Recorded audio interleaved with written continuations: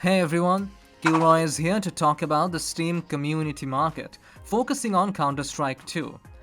Because I don't play Dota 2, I'm more of a League of Legends guy. You're a fucking disappointment. Look, in my defense, I only follow League for the lore. I haven't played the game since lockdown. We will explore how the Steam community market works, how to profit, and why it's interesting. Drop a like if you like the video, comment your experiences with the Steam market, and subscribe. Pretty please. Let's get started. The Steam community market is Valve's official marketplace where players can buy and sell in-game items using Steam wallet funds. Some of you may even have no idea that there is a marketplace to begin with, because to even access it, you need to have spent at least $5 on Steam. It's a way to keep bots from running wild. For buyers, the community market is a simple process. Pick an item, pay with your Steam wallet, and boom, it's yours. And when you are the seller, Steam takes a nice little chunk, around 13.05%, because of course, Valve needs their cut. But at least they're upfront about it. The final amount you'll get is displayed before you sell, so there's no surprise missing money. Prices change based on demand, supply, and sometimes just sheer madness. Some skins like certain AK-47 case-hardened or Karambit case-hardened patterns have sold for over $1 million. That's right, you could buy a house or you could buy a virtual knife. The release of CS2 has actually breathed new life into skin trading, since the updated lighting and visuals make old skins look even better. And let's not forget, the Steam market is a gold mine for Valve. Even if CS2 itself is kinda shit nowadays, the skins economy is thriving. Because at the end of the day, some players seem to not care if they miss their every shot, as long as they're missing them in style. Making money on the Steam community market isn't just about opening cases and praying to Lord Gaben for a rare drop. If you're serious about profiting, you need strategy, patience, and a little market savvy. Let's break it down. One of the most reliable ways to profit is by investing in skins and cases. Cases in particular are a great long-term investment because once a case stops dropping, its supply is permanently capped. New cases start cheap, sometimes just a few cents, but over time as they become rarer, they can skyrocket in value.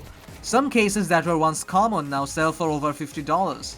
Regular cases stay in the drop pool for 3 to 4 years, but Valve never officially announces when they'll be phased out, keeping investors on their toes.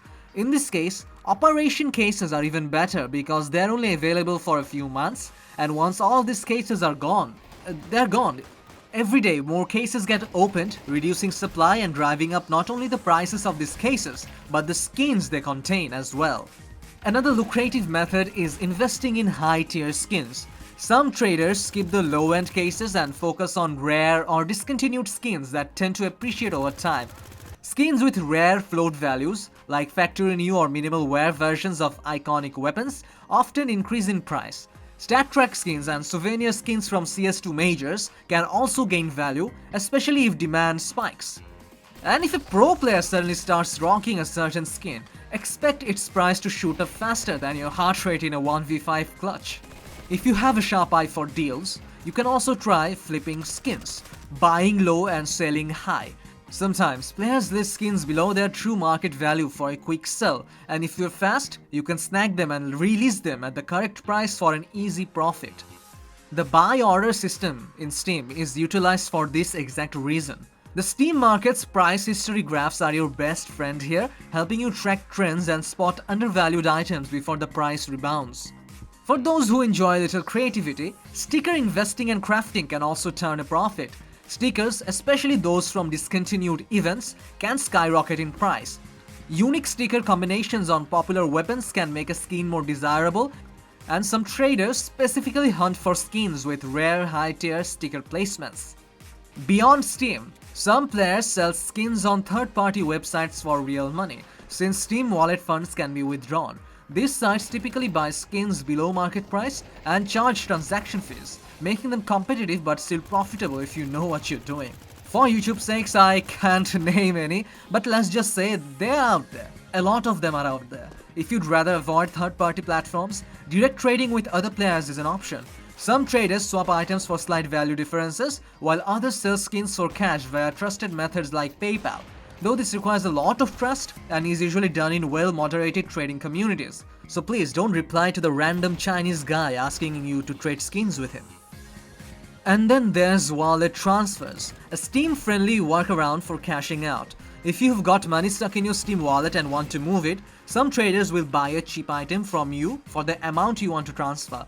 This effectively shifts your funds to their account, minus Steam's 13% cut. It's not the best deal, but for some traders, it's a small business.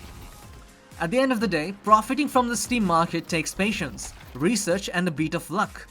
Trends shift, prices fluctuate, and Valve can throw a wrench in everything with a single update. And let's not forget, no matter how much you make, Valve always takes its cut between market fees, case opening losses, and wallet transfer deductions. The house always wins. But hey, if you play your cards right, you might just win too. Now let's take a look at this from a finance perspective. If you've ever wondered whether buying CS2 skins is worth your hard-earned cash, then you need to take a closer look at some key financial concepts. Time value of money, cost of capital, and opportunity cost.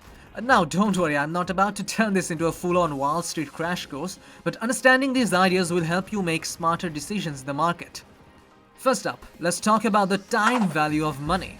In traditional finance, money today is worth more than money in the future because it has the potential to earn interest, and inflation causes the purchasing power of cash to shrink.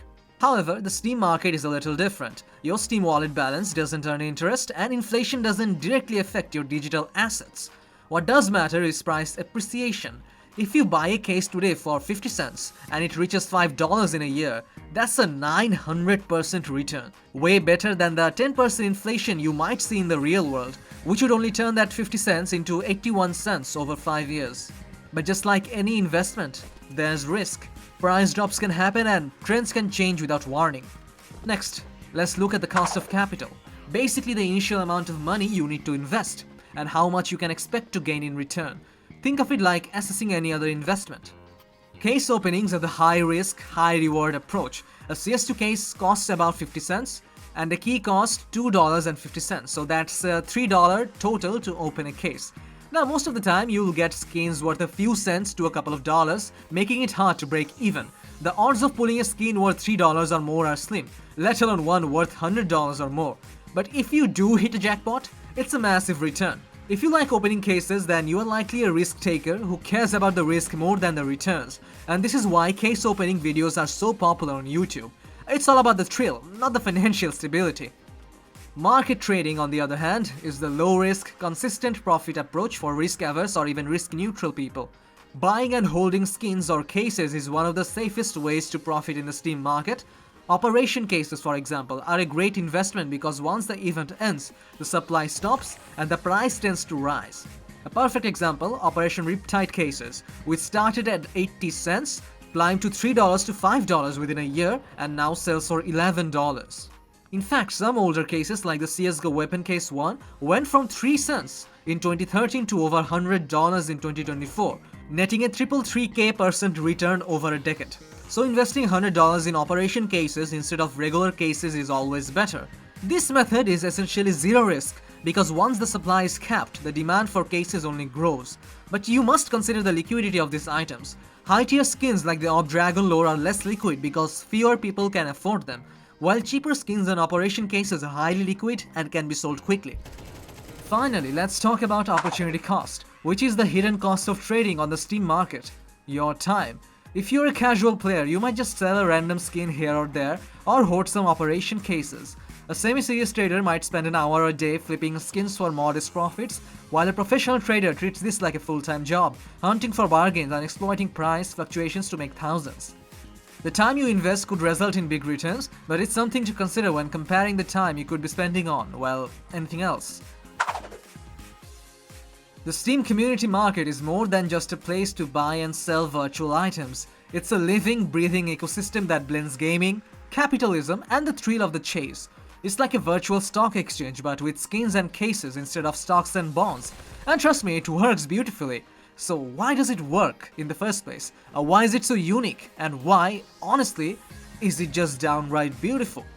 At its heart, the Steam market thrives on the age-old principle of supply and demand, just like any traditional marketplace. But what makes it different is that it's entirely self-contained within Steam's digital ecosystem.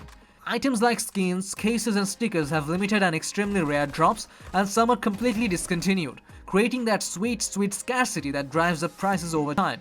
And these skins aren't just digital pixels, they're status symbols. Owning a high-tier skin like a rare knife or glove is a flex. It's like wearing a luxury watch or those fancy designer sneakers that cost as much as your rent. Everyone notices, and that demand keeps prices high as well. And not to mention how easy it is to buy and sell. A couple of clicks and boom, the skin is your inventory. No broker, no middleman, and you don't have to get out of your house. And since you can't withdraw your Steam wallet funds and turn them into cash, that money stays inside the ecosystem. It keeps circulating, which is great for Valve's bottom line but also means players keep reinvesting in skins, games and keys, fueling a never-ending cycle of action. It's like the market's own version of a hamster wheel, but instead of a hamster, it's us, constantly trading, buying and selling. Lastly, market efficiency. This is the degree to which prices reflect all available information. The Steam market is almost perfectly efficient. There is no scope for market failure, except for when someone lowers the price of a skin by hoard selling. No other externalities, no asymmetric information, nothing. Now, there are plenty of in-game economies, but this one is on a whole other level. Unlike games where developers set the prices, like Fortnite V-Bucks or recently Marvel Rivals Cosmetics, in the Steam market, the players call the shots. Valve provides the platform, but it's the community that determines the value of skins, cases and stickers, and not many games let you invest in your inventory. In CS2, players can literally watch their $5 cases from 2022 turn into thousands of dollars in skins. Also, the Steam market is open to millions of players across the globe. Whether you are in North America, Europe, Asia or anywhere in between, the market adapts to local currencies and regional demands, creating a worldwide marketplace that's as diverse as the players themselves. In the end, the Steam market isn't just a place to trade skins, it's a game within a game. It rewards patience, knowledge and yes, even a little bit of luck. A whole lot of luck actually. Whether you are casually buying skins or building a full-fledged inventory, the Steam market is one of the most fascinating virtual economies out there, and that is why it's not just a market, it's a beautiful, thriving digital ecosystem. The Steam market has become a bit less wild and a lot more regulated in recent years. While it's still an incredibly powerful trading platform, Valve has had to crack down on some practices due to the rise of fraudsters, money launderers, and literal criminal enterprises making their mark on the system. Let's take a look at some of the key changes and what they mean for traders. One of the most significant changes to the Steam market has been the introduction of the 7-day trade hold. Before this, you could trade or sell any item as soon as you got it. This made flipping skins an easy and quick way to make a profit, but now after receiving an item, whether it's through a drop, a purchase or a trade, you have to wait a full 7 days before you can do anything with it. This change was primarily introduced to combat bot-driven trading and money laundering, but it also means that legitimate traders now have to wait longer to turn a profit. Wallet transfers were once a quick and simple way to move money around the Steam economy, but Valve's crackdown on this method has made things more difficult. Previously, when conducting a wallet transfer, you could see the seller's profile picture, which made it easier to verify who you were dealing with. Now Steam has removed profile pictures from the marketplace, making it harder to confirm a seller's identity. This unfortunately opens the door for scams, as it's much trickier to trust who you're transacting with. While the move was made to protect against fraud, it has definitely made things more complicated for traders who relied on these transfers for convenience. Some traders treated the Steam market as a full-time job, flipping skins on a daily basis for profit. But Valve has taken a tough stance on this kind of behavior, banning accounts that engage in large-scale trading, labeling them as business accounts that violate Steam's terms of service. While these changes are certainly helping to prevent fraud, abuse and money laundering, they have made legitimate trading much harder. Traders now have to be more cautious, more patient, and more creative in how they work around the new restrictions. The Steam market is still a powerful and profitable ecosystem, but it's no longer as free and open as it once was. So while the days of unrestricted trading might be over, the market is still an exciting place to operate, just with a little more red tape and a lot more waiting. And that's a wrap on today's dive into the Steam market. I hope you learned something about how you can profit and why the market works. If you found this video useful or at least entertaining, don't forget to like, comment and subscribe for more content like this. And hey, remember, if you make enough profit flipping skins, you might just afford a knife skin. Or at least enough to buy a nice sandwich. I'll catch you in the next one, and as always, thank you for watching.